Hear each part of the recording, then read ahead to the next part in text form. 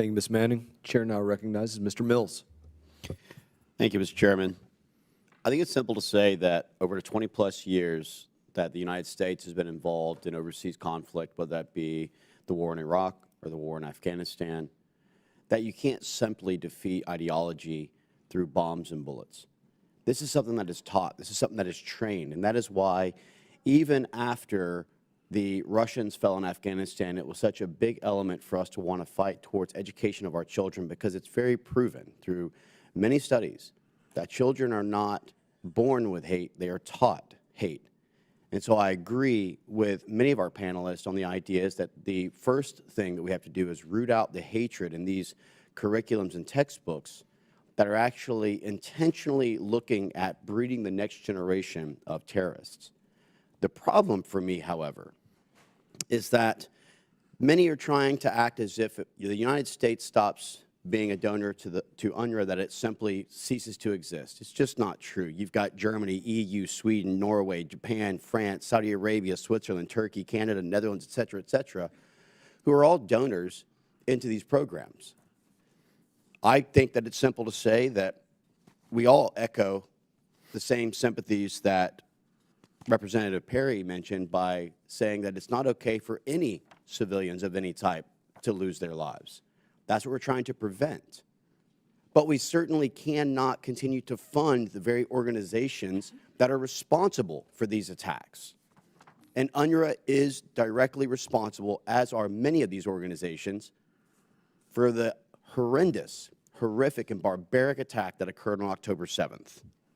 But I would also argue that this is systemic across the United Nations, which I have said should be replaced with the notion of being the useless nations. Because you had Resolution 2231, the nuclear JCPOA, that was set up to try and keep Iran from funding and continuing terrorism. And under General Secretary Ban Ki-moon and Gutierrez, we know of multiple violations of mid-range ballistic missiles and other types of terrorist activities that was taking place, where they wouldn't do anything until President Trump came forward and removed us from these failed policies. So I think this is a deeper issue. You know, whether it's the 12 members who participated in the event itself, whether it's the 3,000 UNRWA teachers who are celebrating this massacre and yet they're screaming for more aid to try and develop peace, it's all a failure and a false premise. But I will tell you right now, $343 million, Ms. Rudman, is a lot of money. When you're $34 trillion in debt, when you have no economic growth strategy in the United States that enables us to actually ensure that we have opportunities for the American citizens in which we serve, and when we're continually being pulled back into these kinetic elements of warfare, whether it be in Iran, whether it be the Iraq and Afghan conflict, whether it be the Ukraine conflict, whether it be defending the 12% of global shipments through the Red Sea, the bottom line is that the time is now to start thinking about America.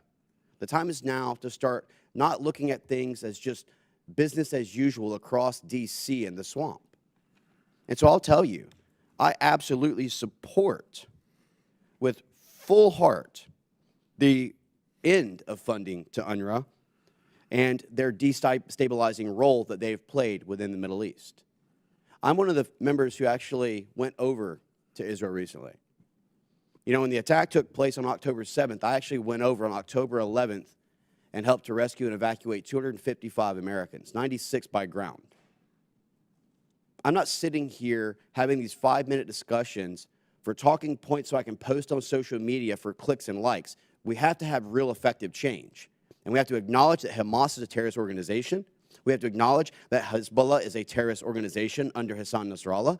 We have to acknowledge that the Iranian-backed militias, whether it be through Qais Khazali or Hadi al-Amri or Muqtada al-Assad or any of the ones who are continuing to try and make the 150-plus attacks on American soldiers, the 30-plus attacks that's happened in our shipping lanes, or the 3 brave heroes that just lost their life in the outpost in Tower 22, the 13 who lost their life on August 26, 2021, that many people want to forget in the botched withdrawals. Our domestic and foreign policy must change in America.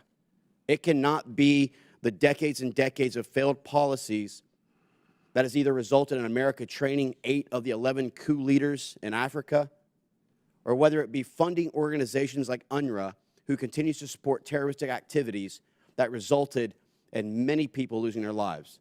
I stand with Israel's rights to defend itself, and I stand with the American colleagues that are here who are willing to defund UNRWA and stop these terrorist organizations like Hamas from using our money to build the terrorist tunnels and continue these types of horrific attacks. With that, I stand back.